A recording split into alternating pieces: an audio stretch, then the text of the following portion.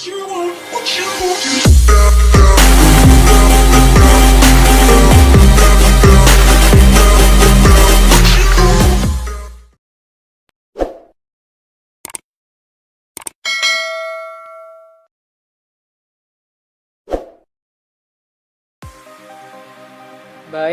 pada video kali ini aku mencoba membagi trik bagaimana cara dapat scatter dari lava. Sebelum ke triknya, alangkah baiknya teman-teman subscribe supaya saya lebih semangat dalam membuat konten. Adapun triknya, yang pertama kita harus melihat room. Yang kedua harus ada yang sudah jadi. Yang ketiga kita buatkan auto spin. Oke, cekidot. Langsung kita praktekkan trik-trik yang sudah saya bilang tadi.